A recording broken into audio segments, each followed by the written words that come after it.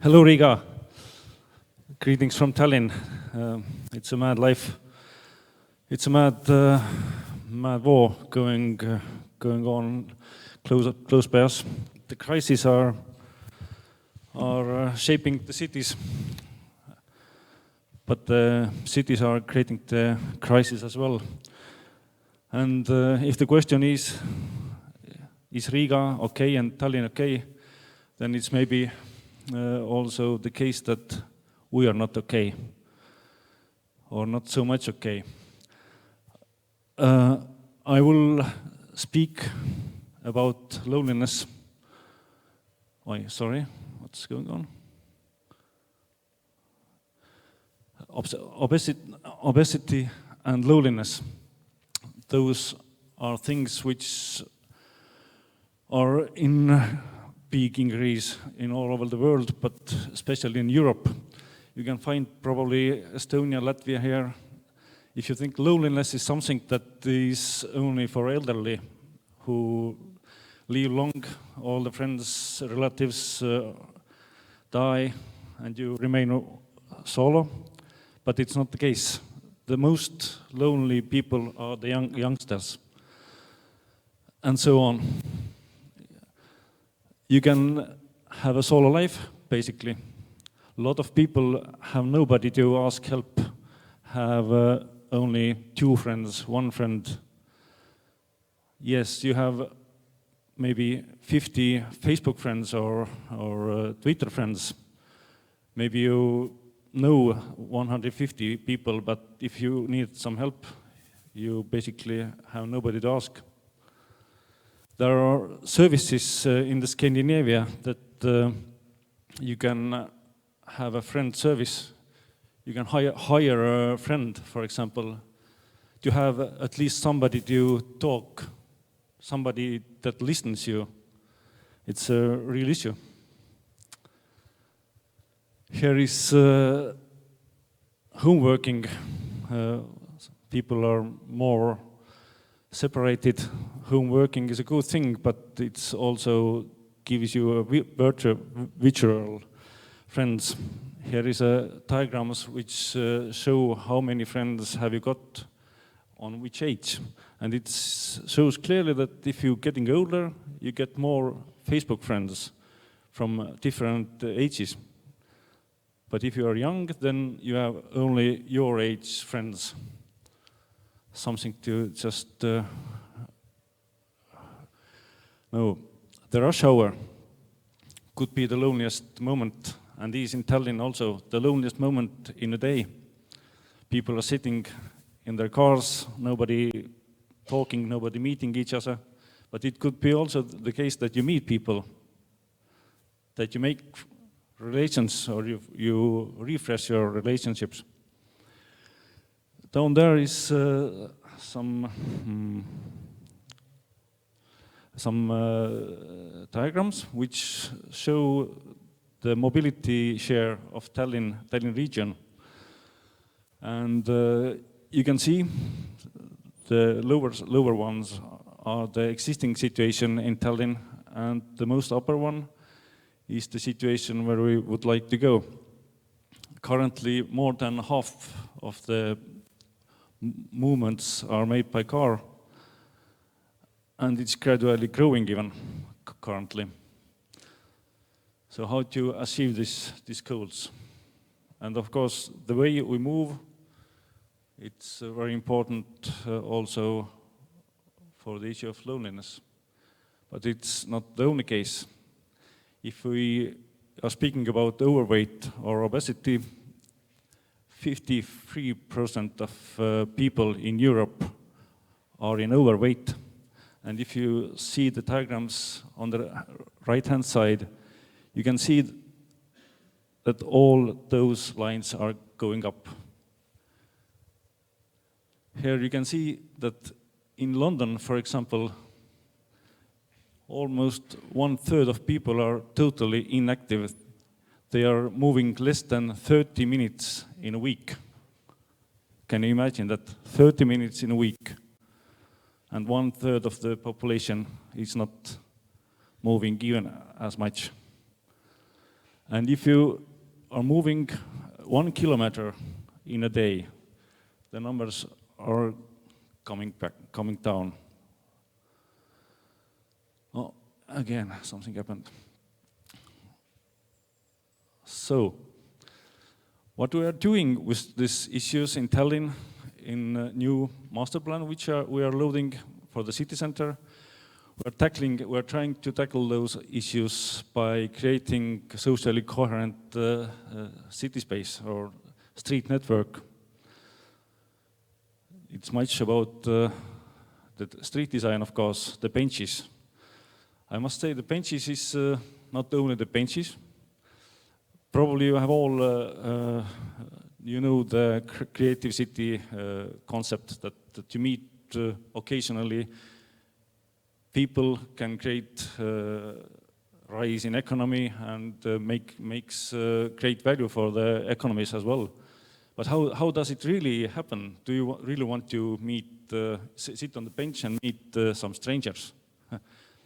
Estonians are not this type of people that they just go on the street, sit there and wait some stranger sitting next to you and then make some business. But if you remember the Facebook friends, the colleagues, the classmates, the relatives, you never call, you never ask help from them, but you know them, you have much in common. And imagine if you're sitting on the bench and some old classmate from the first class is walking by, you probably chat with him. Maybe this is the way how you can tackle the loneliness, how you can create some new connections, and it makes life better. There are bench days in use making in Tallinn that people just taking benches on the street and trying to humanize the street space. What we did in Tallinn, we made this kind of hackathon that we tried to map many things on the street. We took 2 hours in a day and we mapped all the benches, sitting places, all the front doors, and possible closed front doors and open front doors. We mapped the potential of the streets, also the covered spaces of the street. We covered all the city center. We had maybe 10 groups, and with this app we mapped all these things. Also what we mapped, and this is, this is the mapping. All the blue dots are the shelters. All the green dots are something you can sit on. And the other are just the doors, which indicate the possible activity of the street.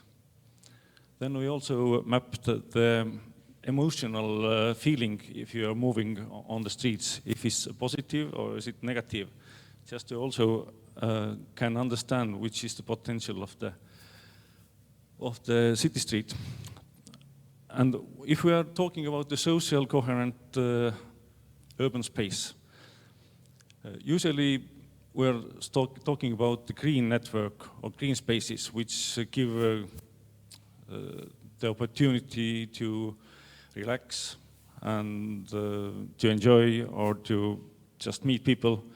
But even if we have alleys connecting those green areas, it's sometimes much more important to have this kind of social space without trees, without greenery even, which also connected. All the old town, all the pedestrian streets, all the markets are also part of this kind of network where you can walk around. If you're living in the city center, you would like to walk around just to make walks. And this is not only the green space, which are more like personal, more maybe isolating you, but also the social network. To connect those two, it's very important. And of course, we would like to have all the streets very good and very cozy, but clearly we can't achieve that, at least in near future. So it's better to have some indication which streets which streets we will start it. So basically, to do that, we need to shrink everything. We need to shrink people. We need to shrink cars. We need to shrink the benches and lay each of those things, overlap those things. So what we're studying now in Tallinn also, how to make things more compact, how to have one line streets, two-directional also for cars, how to have the stopping places for cars only 1 meter wide so the other car can pass through, how to get more space to have this kind of good environment.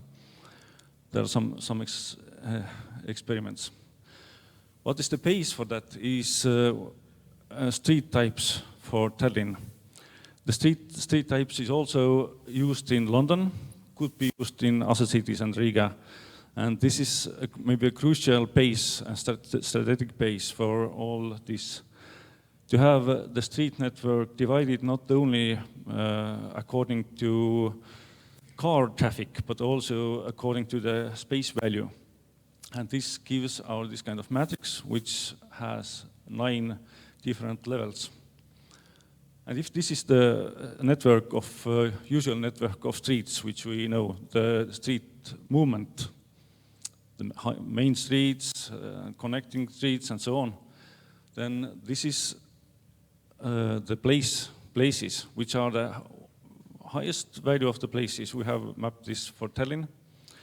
And if we overlap those, it gives us a result that a street which was previously meant as one single and one type of street, which began from the outskirts of the city to the city center, and it should have the same design for cars. Now we have different parts of the street which should be designed totally differently. The places where the place value is much higher should be designed for humans more, and those which are just for cars could be more as today. And there are several criteria which then are applied.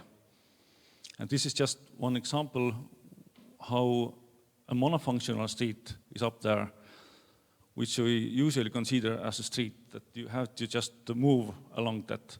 But basically, every street has a lot of functions which are maybe not visible, but we have to take them again, make them visible. So let's meet you, not only see you. Thank you.